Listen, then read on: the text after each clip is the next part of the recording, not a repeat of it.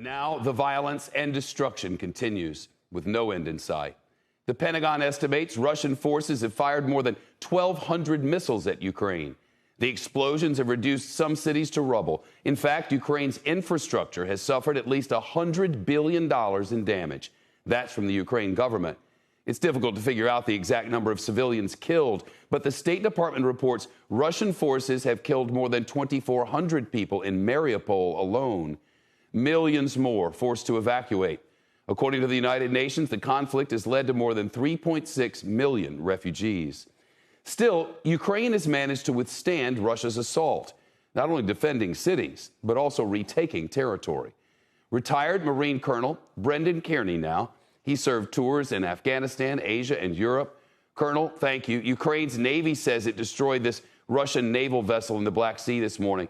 That's one of the first major counterstrikes we've seen at sea. What does this signal to you? It signals to me that the Russians have clearly lost the initiative, and it has shifted over to the Ukrainians. And they are launching these localized counterattacks and attacks in the case of this amphib and the Sea of Azov that really continues to impress all of us. It made the military a profession. We were thinking, how do you take a ship out like that? You know, what do they have that would do that?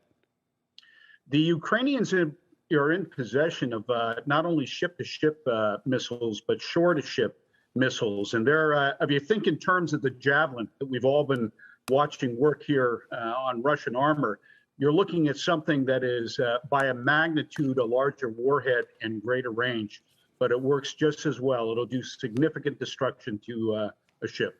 You know, the Russians have made some advances in the eastern part of the country, in particular near the Dead Sea.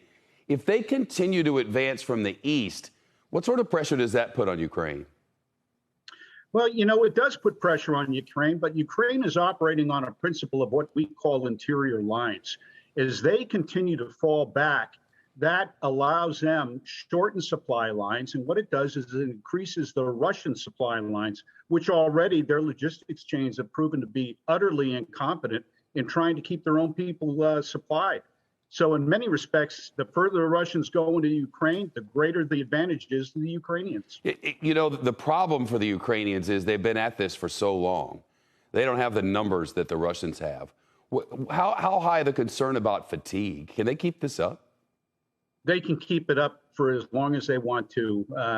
The siege of Leningrad, now St. Petersburg in World War II, 872 days. And the Ukrainians have shown no sign of any weakness on their part. The morale is on their side. Colonel Kearney, can't thank you enough. Appreciate your time tonight.